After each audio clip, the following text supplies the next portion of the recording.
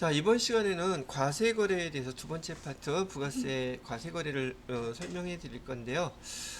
과세거래를 보시게 되면 우선 과세, 세금을 부과한다는 뜻이에요. 부가가치세를 부과하는 뜻인데, 기본적으로 여러분이 과세거래 뭐가 있나요? 이렇게 얘기하면은 재화예요.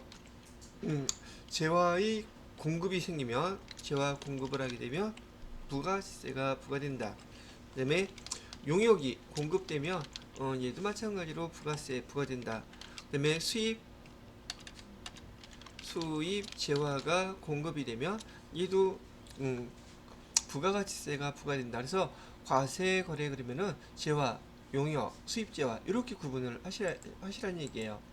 언제 부가가치세가 부과되어 재화가 공급됐을 때요, 또는 용역이 공급됐을 때요, 그다음에 수입 재화가 공급됐을 때 그때 부가가치세가 부과되는 거예요. 이렇게 기억을 하시고요. 이런 재화나 용역, 수입 재화를 사업을 하시는 분들 있죠. 요런 거의 공급에 관련돼서 이 사업자들, 이런 것들을 다루는 사업자들을 우린 과세 사업자라고 부르는 거였던 거예요. 뭐가 부과되기 때문에? 부가가치세가 부과되기 때문에. 그렇게 하다 보니까 여러분들은 이 파트에서 여기 재화가 무엇인지, 용역이 무엇인지 요거를 갖다가 정확하게 구분할 수 있어야 되겠죠.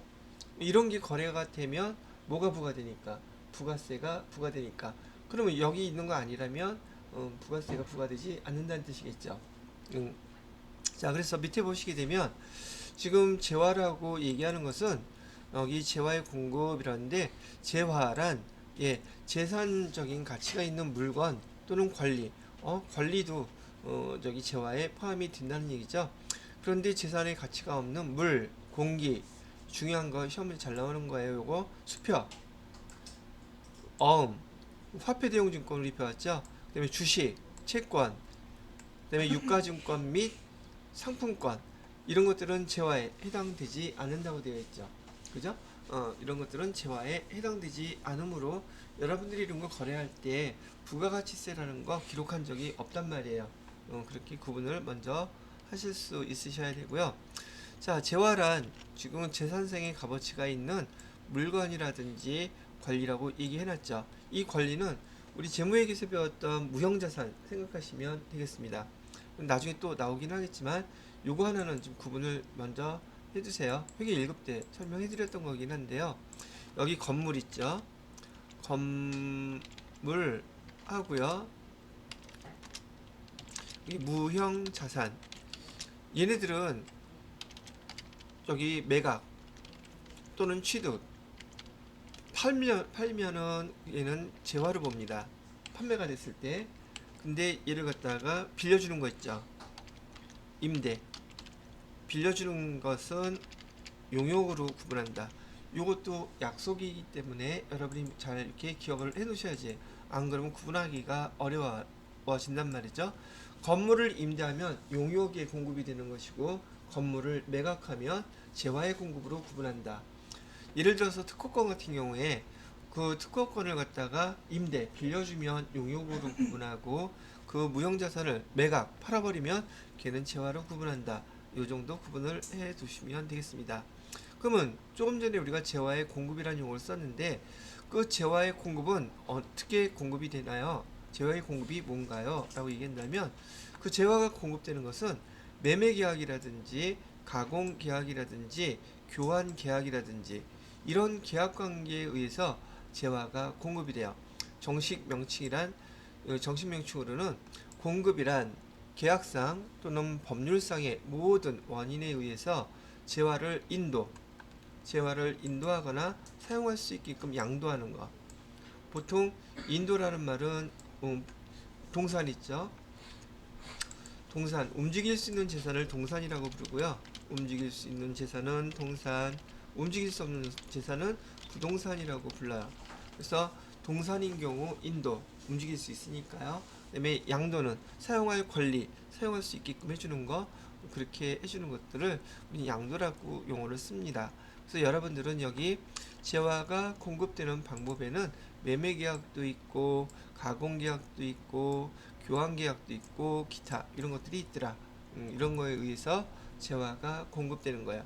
이렇게 공급됐을 때 뭐가 붙는다? 과세, 부가가치세가 부과됩니다.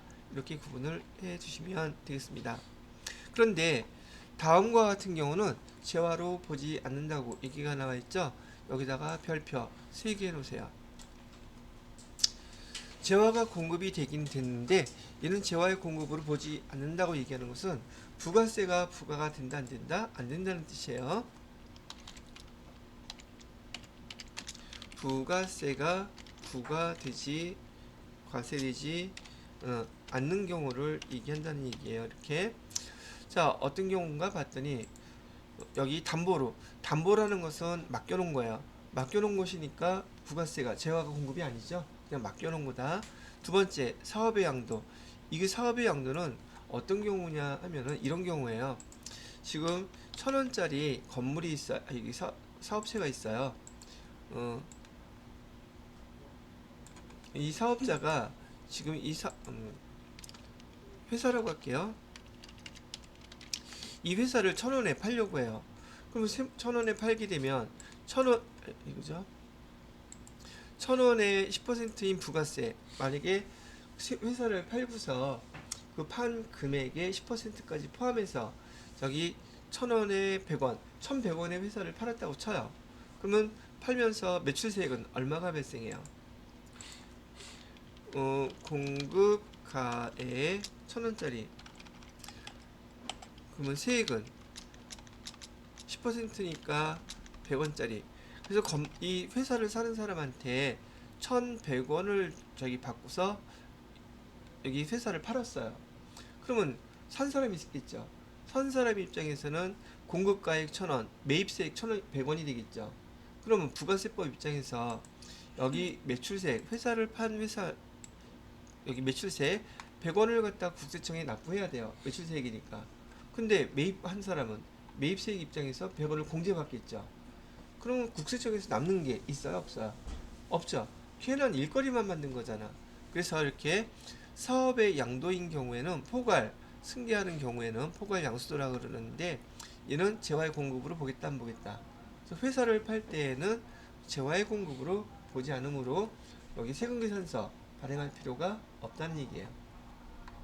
자, 그렇게 설명을 해드려 보았고요.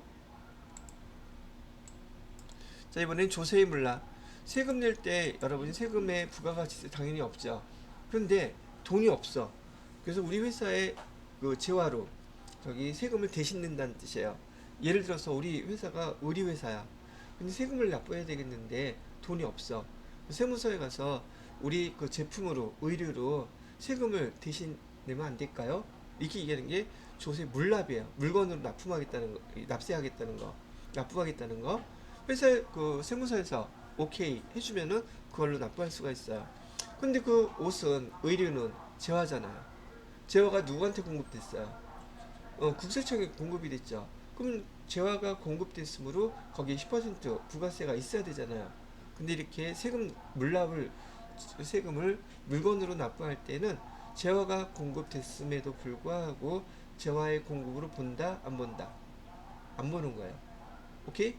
그러면 이 세무서에서는 그 물건으로 세금을 대신 받았죠. 그 물건을 받는 게 목적이에요? 돈으로 만드는 게 목적이에요? 그럼 그 세무서에서는 그 의류 여기 세무서 직원들한테 팔까? 그 옷 받아서 뭐 하게? 돈을 갖다가 해야 되겠죠. 그거 이렇게 그냥 물납하게 되면은 그 물건들을 사는 사업자들이 있어요. 그걸 공매라고 불러요. 그럼 올려놓으면 내가 그 금액에 사겠어야 되는데 거기에 지금 부가세가 있었어요? 없었어요? 없었죠. 그 물건을 사는 사람은 그 부가세 없이 그 물건을 사는 거예요. 그럼 최소한 얼마큼은 싸게 사는 거예요? 10%만큼은 싸게 사겠죠. 그 세무서에서는 자기네가 징수하려고 하는 그 돈, 그것만 징수하면 되지. 그죠? 그 징수하면 되지 더 이상 돈 필요 없어요. 그러면 그 물건을 갖다 공매로 신청해서 사는 사람이 써내는 금액이 있는데 가능하면 많이 써내면 좋겠죠. 아니 국세청 입장에서는 많이 받으면 좋을 거 아니겠어요? 그래서 그 돈을 받으면 되기 때문에 그 물건을 원래 가격보다도 자기네가 목표로 하는 금액 맞춰가지고 그걸 징수를 하려고 할 거란 말이죠. 그래서 나온 공매 물건은 보편적으로 싸겠다 비싸겠다 싸요. 그리고 그 물건은 이상이 있는 물건이겠어요 없는 물건이겠어요? 사용하는데 전혀 이상이 없는 물건들이에요. 그게 이제 공모라고 해서 여기 여러분이 알아두셔야 될 거는 이렇게 조세 물납한 거 조세 물납도 재화의 공급으로 보지 않는 것이다. 그 다음에 경매 공매에 대한 것도 재화의 공급으로 보지 않는다. 오케이? 그 다음에 수용 같은 거 이런 거 있죠. 지금 우리 도로를 내야지 돼. 근데 도로 그 내려고 하는데 거기에 집이 하나 있어. 아니면 땅이 있어. 그럼 국가에서 그 집을 건물을 사드려야겠죠. 그죠? 근데 그 건물도 아까 제가 매각하게 되면 뭐라 그랬어요? 재화라 그랬잖아요. 그럼 부가세가 붙어야 되죠. 이해됐어요? 그런데 이렇게 수용하는 경우 국가에서 공익 목적으로 수용하는 경우 부가세가 있다 없다? 없다는 거예요. 그런데 똑같은 경우인데 이번에는 아파트 단지를 짓기 위해서 그 아파트를 짓는 시행사가 그 건물을 사들이면 거기에 부가가치세가 있을까 없을까? 그것도 똑같이 수용이란 말 써요. 수용하는 주체가 누구냐에 따라 달라요.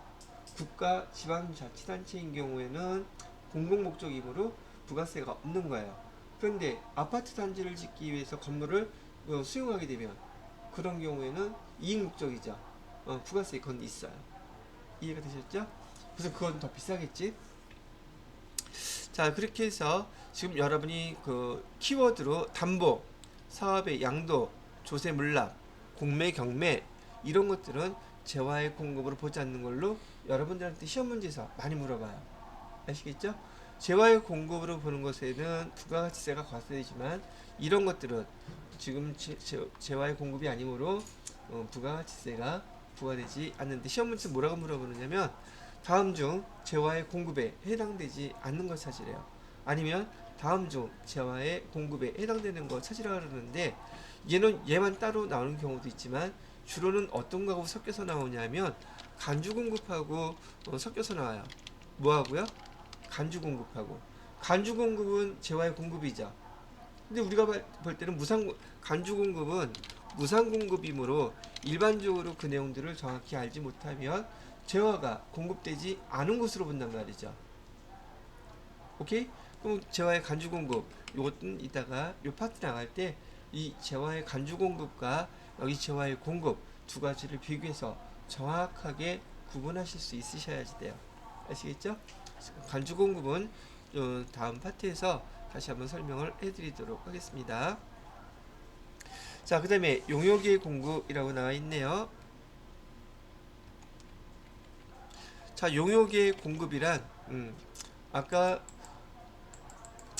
용역이란 물론 재산적 가치가 있는 모든 역무라고 되어 있는 게 이 역무 한자어로 사람의 힘이란 뜻이에요. 사람이 힘으로 하는 일, 뭐 그게 역무라는 뜻인데요.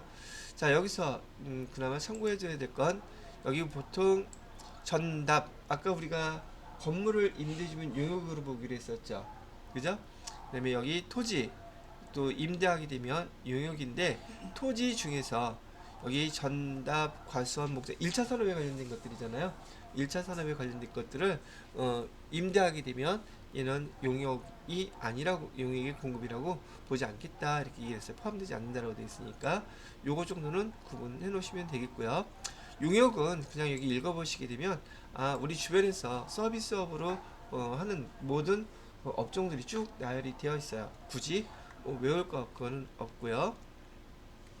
그 다음에 용역의 공급이란 아까 얘기했던 거 계약상, 법률상 모든 원인에 의해서 역무를 제공하거나 재화, 시설물 또는 관리를 사용하게 하는 거 그걸 갖다 얘기해요. 자, 요거는 회계 1급에서 주로 나왔던 시험 문제의 형태인데 제가 아까 했던 무형자산 건물 양도하면 재화로 보기로 했었고요. 그 다음에 빌려주면 임대하면 용역으로 구분합니다 라고 했었죠. 그 다음에 지난번에 뭐라 그랬냐면 건설업은 무조건 용역 공급이라고만 본다. 재화 공급이 있다 없다? 없다 그랬었고요. 자, 그 다음에 주요자재 이건 뭐냐면 제가 예전에 설명해 드릴 때 이걸로 설명해 드렸었어요. 의류를 갖다가 가공만 해서 모든 원자재를 갖다가 다 제공해 주고요. 가공만 해서 다시 납품을 하게 되면 이런 경우는 용역으로 본다. 근데 이를 가공만 해주는 게 아니라 가공 플러스 원자재의 일부 또는 전부를 갖다가 구입해서 납품을 하게 되면 이런 경우에는 재화의 공급으로 구분한다. 이거 설명해 드렸던 거 기억나시죠? 그래서 여기 주요 자재를 전혀 부담하지 않는다는 뜻은 내가 돈 들여서 뭐 산 거 있다 없다? 그래서 그건 가공이기 때문에 용역으로 보는 것이고요. 주요 자재의 일부 또는 전부를 갖다 부담해서 가공한 다음에 공급을 하게 되면 재화의 공급으로 봅니다. 그래서 이것도 시험 문제에서 많이 물어보는 실제 형태 중에 하나예요. 얘가. 자, 그 다음에 재화의 수입. 재화의 수입은 그냥 읽어보셔도 될 것 같고요. 보세고요. 요것도 한번 봐주세요. 지난번에 회계 1급 설명하면서 제가 여기 보세구역에 대한 거 아마 설명해 드렸던 거 기억할 거예요.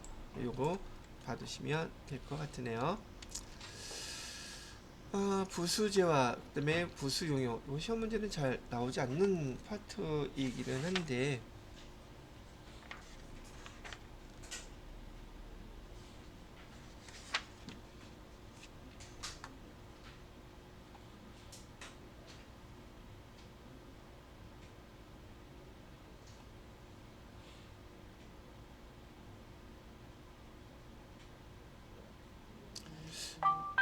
자, 요거는 이렇게 한번 설명해 볼게요.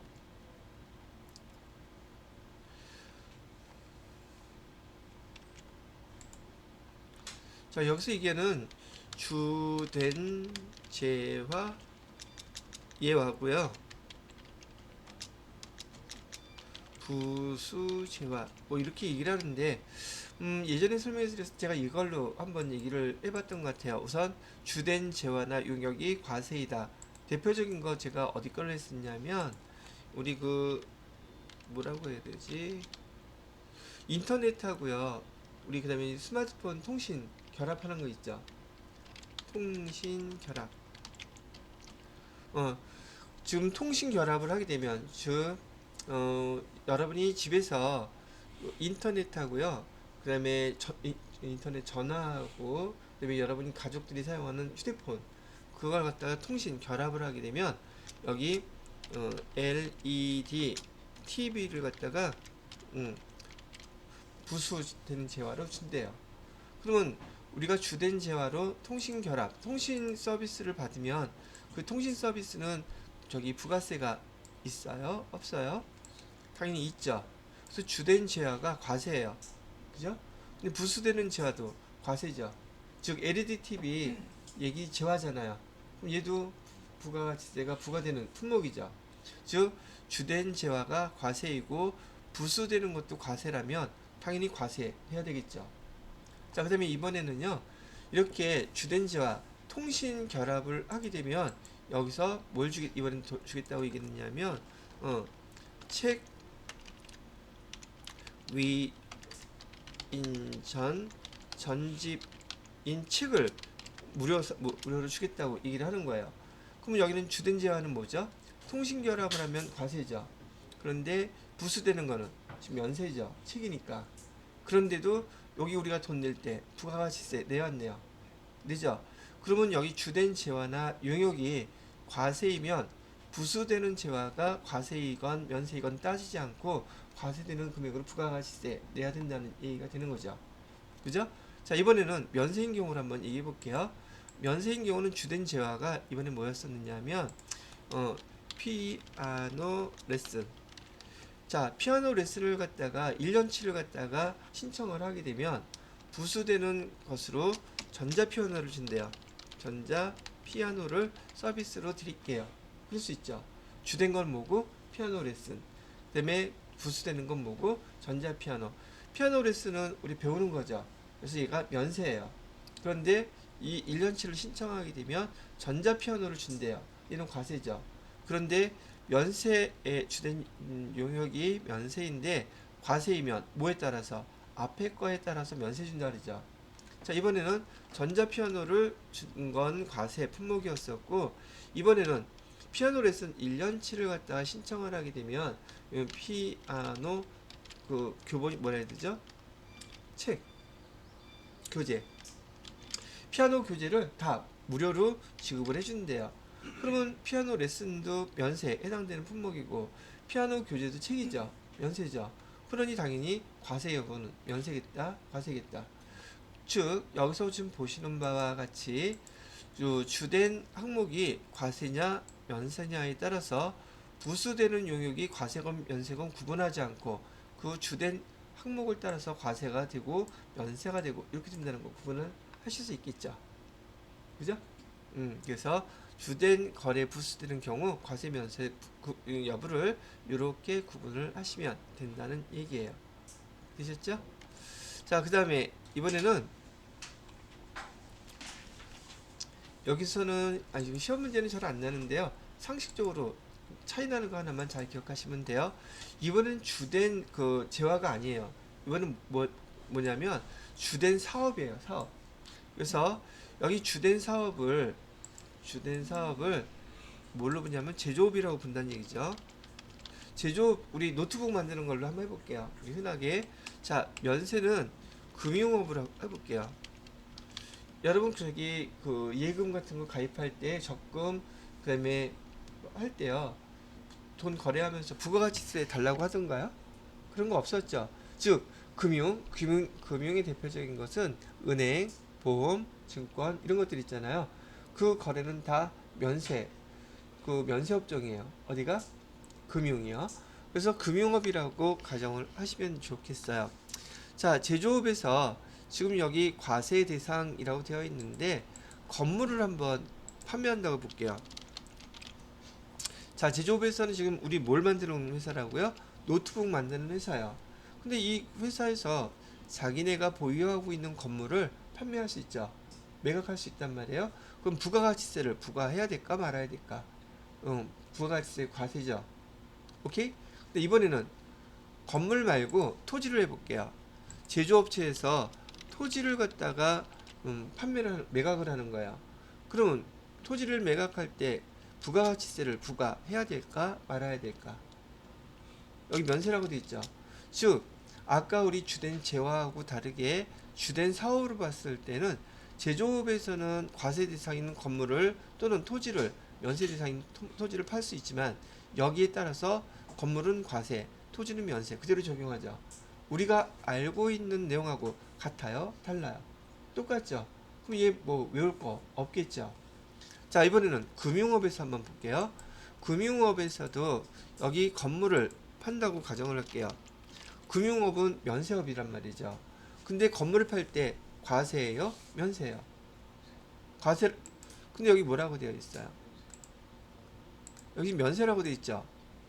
주된 업종이 면세 사업이 업종인 경우에 과세 대상인 부수 되는 것을 우리가 매각해도 뭘로 적용해라?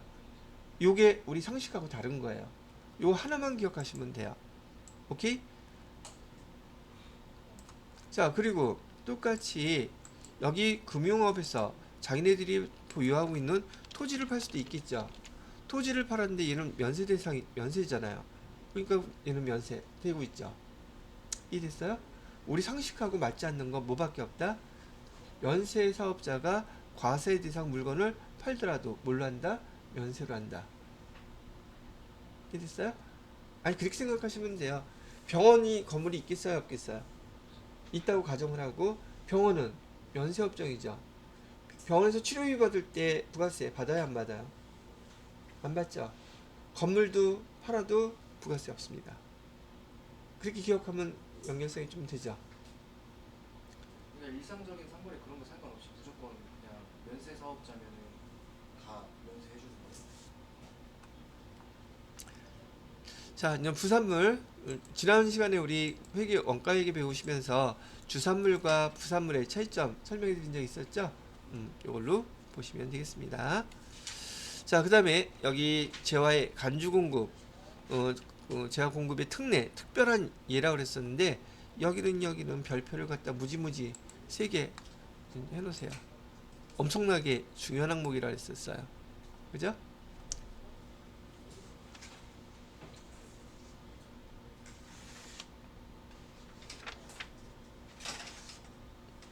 자, 요거는 이제 설명이 좀 길어질 것 같으니까 쉬는 시간 거의 다 됐거든요. 쉬었다가 계속 설명 쭉 하고 마무리를 해드리도록 하겠습니다. 지금 여기 재화의 공급 특례라고 되어 있고 간주 공급이라고 되어 있는데 말뜻은 공급한 것으로 보겠다. 여러분이 시험 문제와 관련해서 기억해 둘 용어로는 얘를 판매한 것으로 보겠다는 뜻이에요. 자, 얘는 첫째 특징이 무상 공급이에요. 돈을 받지 않고 공급을 했는데도 불구하고 뭐한 것으로 보겠다? 판매한 것으로 본다. 이런 맛을 갖고 있어요. 그럼 판매한 것으로 보니까 지금 예를 들어서 무상공급으로 100만원짜리를 했다면 지금 부가세법 입장에서는 얼마? 여기 10%인 10만원을 세금으로 매출세액으로 납부하라는 뜻이겠죠. 그래서 간주공급의 말뜻을 잘 이해를 하셔야지 돼요. 그럼 어떤 경우가 재화의 그 공급 특례 간주공급인가요? 이런 경우에요. 여러분들한테 회계 1급 때도 반드시 암기해 놓으세요 그랬던 건데, 첫 번째는 자가공급이란 말이에요. 자가공급. 지금 교재에서는 여기 자가공급 나와있죠. 그럼 자가공급의 말뜻을 또 이해해야 되겠죠. 자가공급이라는 뜻은 내가 나한테 공급했다는 뜻이에요. 그러니 증빙서류도 당연히 없을 것이고요. 자가공급이라는 것은 우선 조건으로 보게 되면 이 사업자는 사업장이 2개 이상이에요. 그래서 있는 사업장에서 타사업장으로 물건을 공급했어요. 그럼 2개 다 내 사업장이니까 내가 나한테 공급한 거죠. 그것까지는 이해가 되시죠? 그래서 내가 나한테 공급했는데 지금 부가세법 입장에선 그걸 갖다가 뭘로 보겠다? 판매한 것으로 보겠다는 얘기예요. 그래서 얘를 갖다 우리는 그 사업장이 어떤 특징을 갖고 있는 경우냐면은 여기 면세 사업에 전용을 했으면 얘를 갖다가 간주 공급으로 보겠다 이렇게 얘기를 한다는 얘기죠. 자, 이거 지난번에 한번 설명할 때 제가 잘 써놓은 게 있었는데 우선 종류부터 먼저 다 써놓고 난 다음에 그 다음에 하나씩 설명을 해 드려보도록 할게요. 자, 두 번째로는요 1000cc예요. 우리가 그 1000cc 하게 되면은 우리가 그 불공사항으로 6가지 외우느라 그랬던 거 있었죠. 즉 경차 이상의 그 승용차에 사용하는 모든 물건들 공급되는 재화들 그 매출세 매입세에 공제 안 해줬었죠. 그죠? 그거에 해당되는 거 있다는 얘기고, 세 번째로는 타 사업장 반출, 타 사업장으로 내보냈다는 뜻이에요. 근데 목적이 뭐냐면 얘가 판매 목적으로 타 사업장으로 반출하게 되면 자기 같은 사업자인데 다른 사업장에다가 재화를 공급하게 되면 자가공급으로 봐서 판매한 것으로 보겠다. 뭐 이런 뜻을 갖고 있다는 얘기죠. 자, 두 번째로는 뭐가 있느냐면 개인적 공급. 세 번째로는 사업상 증여. 네 번째로는 폐업시 남아있는, 다른 말로 잔존이라고 그래요. 한자어로 재화. 자, 이렇게 네 가지예요. 얘가 바로 간주 공급에 해당되는 것이고, 이걸 명확하게 여러분들이 구분을 해서 기억을 하고 계셔야 된다는 얘기죠. 자, 이제 예를 다시 들어드릴게요. 자가 공급, 자기가 자기 그 사업장에다가 물건을 공급했다고 하는데, 자, 이 사업자는요, 사업장이 이렇게 2개가 있다고 가정을 해볼게요. 하나는 과세 사업장, 하나는 면세 사업장. 여기 지난번에 뭐 어디로 설명해 드렸었나? 여기는 과세, 여기는 면세 사업장. 과세 사업장으로는 병원 할까요? 지난번에 병원으로 해드렸던 것 같은데 병원이고요. 여기는 요양원. 병원은 제가 대표적인 면세 사업자라 했었죠. 그래서 매출할 때 치료비 청구할 때 돈 부가세 있어요? 없어요? 없죠? 그래서 여긴 병원이라고 보시면 되겠고 요양원은 과세사업장이에요. 여기 요양 그 비용 받을 때 그 부가세 있습니다. 자 이렇게 지금 이 병원에서 예를 들어서 잘 안 보이니까 여기다가 OLED TV 이걸 하나 샀어요. 어디다 놓을 거냐면 로비에다가 병원 로비에다가 놓으려고 샀다고 가정한다는 얘기죠. 자, 근데 이 OLED TV 가격이 공급가액이 500만 원이에요. 그러면 부가세는 얼마겠어요? 50만 원 되겠죠? 그럼 550만 원을 주고서는 요 TV를 지금 샀단 말이에요. 사가지고서 얘를 갖다가 두 가지 경우로 여기 병원 로비에다가 놓고 하는 경우하고 거꾸로 했네. 또 하나는 이쪽에다가 놓고 하는 경우가 있다는 얘기죠.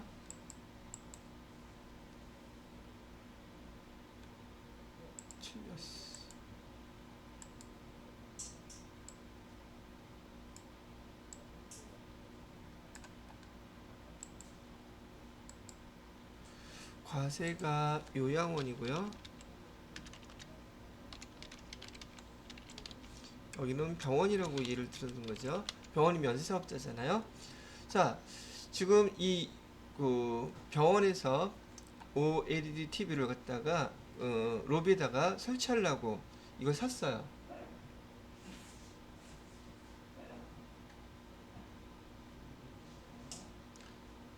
반대로 해야겠다. 이거부터 할게요.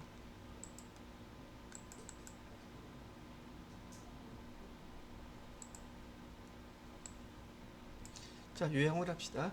자, 요양원의 로비에다가 이 TV를 설치하려고 살려고 TV를 샀다 그러면 여기는 지금 과세사업자니까 과세사업이 로비라고 할게요.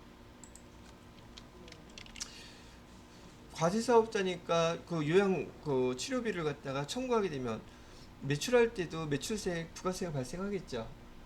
그다음에 매입했을 때 이 매입세 공제 받죠. 즉 과세사업자는 매출할 때도 매출세액이 있고 매입할 때도 매입세 50만 원 공제를 받을 수가 있어요. 그죠? 그런데 여기서 지금 이 TV를 갖다가 여기 요양원 로비에다가 사용할 거라고 했다가 얘를 갖다 정작 어디다가 설치를 했냐면 면세사업장인 병원 로비에다가 설치를 했어요. 근데 만약에 병원에서 이 그 LED TV를 사가지고 여기 로비에다가 설치했다면 면세사업자는 매출할 때 매출세가 없죠. 그다음에 여기 물건 사갖고 왔을 때 이 TV를 판 그 회사에서 이 사업장으로 세금계산서 보내겠죠. 그죠? 근데 이거 매입세 공제해줘야 안 해줘요? 면세사업자가 여기 부가세 매입세액을 갖다가 공제를 못 받는단 말이죠. 근데 이 요양원이나 이 병원이나 사업자는 지금 여기 자가공급 사업자는 똑같아. 그러니까 여기서 이 TV를 사가지고 세금계산서를 여기 요양원으로 받아서 매입세 공제 받고 그 다음에 실제로 이 TV는 어디 설치한 거야? 면세사업자에서 설치하게 되면은 그걸 면세사업 전용이라 그래요. 그죠? 공제를 받아놓고서는 면세사업장에다가 사용하고 있으니 부가세법 입장에서는 여기 요양원에서 어디로 병원으로 판매한 것으로 보겠다는 얘기예요. 그러면 다시 50만 원 납부하라는 얘기죠. 원칙적으로 병원에서 사용할 거였었으면 매입세 공제 못 받는 거잖아요. 그죠? 근데 이 사람은 양쪽에 사업장이 다 있다 보니까 과세사업장에서 세금계산서 받아서 매입세액을 공제받고 그리고 실제로는 여기서 사용했으니 얘는 좀 야근 짓 한 거잖아. 근데 그거 판매한 것으로 보겠다. 그러면 자기한테 팔았으니 세금계산서 끊겠어요? 안 끊겠어요? 안 끊어요. 그래서 간주공급의 특징은 증빙서류가 없음이에요. 그런데도 불구하고 알아서 납부하라 그랬죠. 그랬더니 지금 얼핏 생각이 나네. 주영씨가 그랬잖아요. 그걸 국세청에서 다 아나요? 그랬잖아. 그죠? 다 알겠어요? 모르겠어요? 저 몰라요. 대신 세무조서 나와서 걸리면 온팡 바가지 쓰는 거예요. 자, 그래서 이런 경우를 우린 면세사업 전용할 때 뭘로 보겠다? 간주공급으로 보겠다. 간주공급의 말뜻이 오다. 무상으로 공급한 것임에도 불구하고 판매한 것으로 본다. 자, 이제 세무 2급 됐으니까 하나만 더 기억해요. 지금 얘가 TV를 사갖고 와서 요양원에서 매입세 공제를 받아서 문제인 거죠. 근데 사갖고 왔는데 만약에 매입세 공제를 안 받았어. 그리고 여기서 사용했어. 그럼 문제될 게 있겠다 없겠다? 그거 없어요. 매입세 공제 안 받았으니까. 오케이? 항상 이 간주공급의 전제 조건이 뭐예요? 매입세액을 공제 받았기 때문에 문제가 생기는 거예요. 아시겠죠? 자, 이번에는 1000cc라고 써놨는데 이건 무슨 뜻이냐면 여기 개별 소비세 과세 대상 니은에 해당되는 것인데 지금 우리 사장님이 지금 몇 cc 차를 타고 다니시냐면 3000cc 승용차를 타고 있단 말이죠. 그리고 지금 여기 똑같이 처음에 여기 요양원에서 사용할 것처럼 여기 그 진공청소기 있죠. 코드 제로. 그때도 이거 이걸 했었나? 코드 제로라고 하는 진공청소기를 샀어요. 공급가액은 100만원짜리고요. 매입세액은 10만원이에요. 오케이? 그런데 요양원에서 사용하지를 않고 이 코드 제로 진공청소기를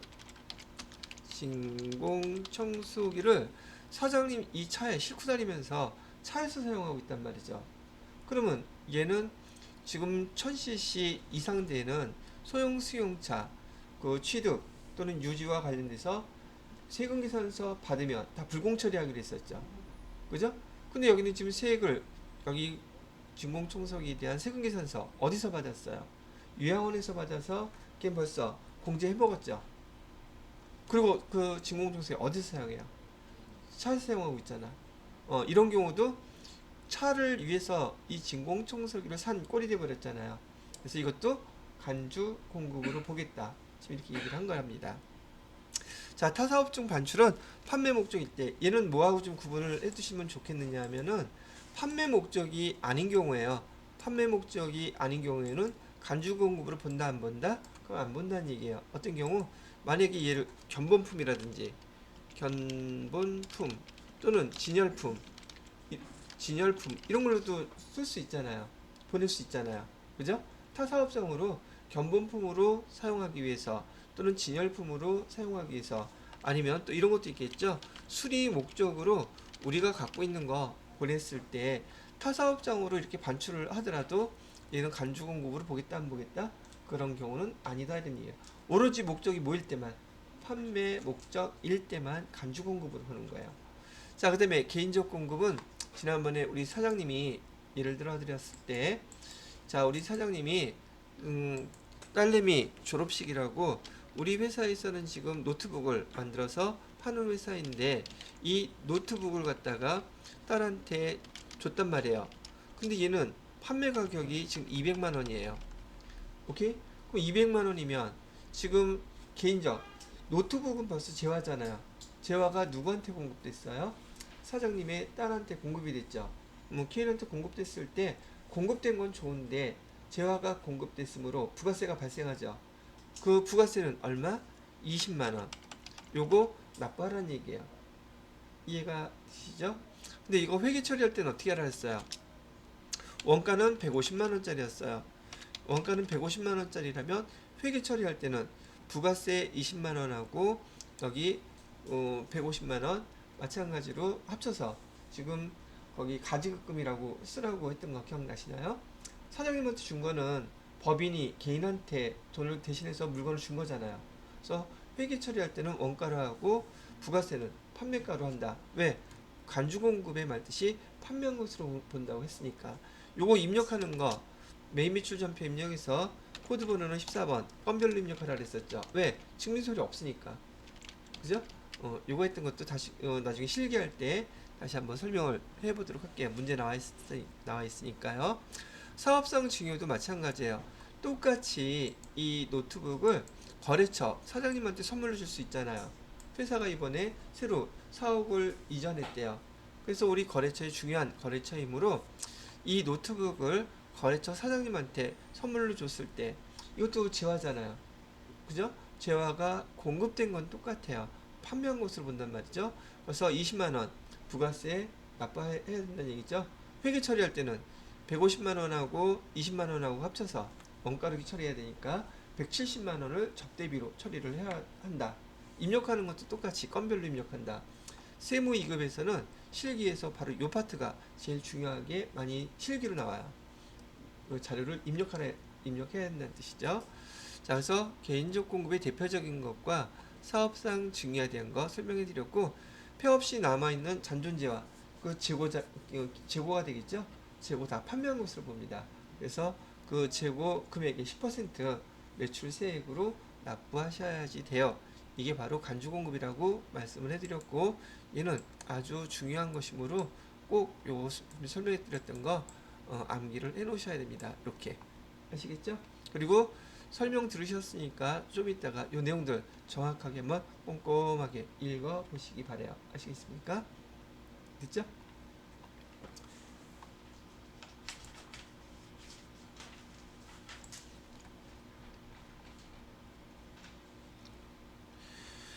여기 개인적 공급에 대해서 특히나 여기 기억, 니은, 디귿, 아이고 나와 있는 거 있죠?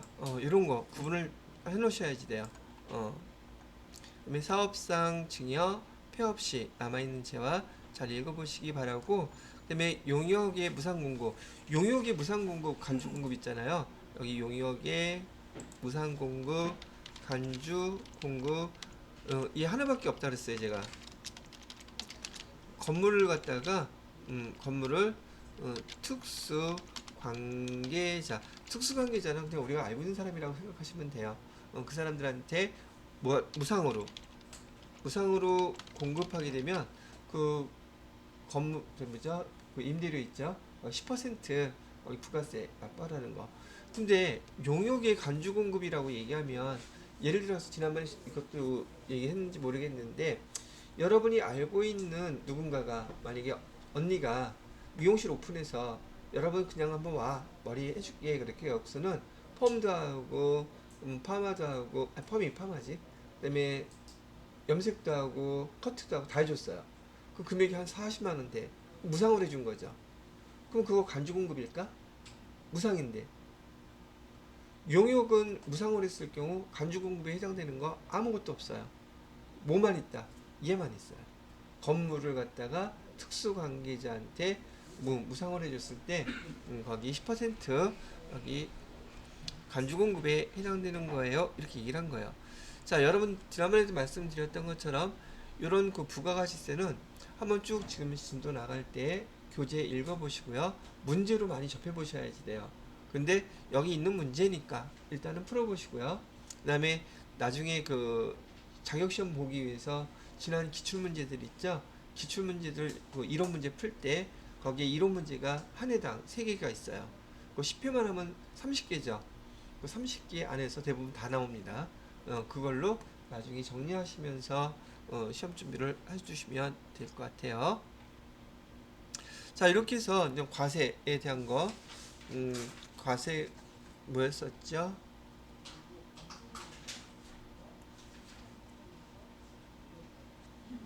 재화의 과세 표준이 아니라 과세거래, 과세거래에 대한 거 마무리 짓고, 다음 시간에는 그 재화의 또는 용역의 공급 시기와 세금 계산서에 대한 설명을 해봐 드리도록 할게요.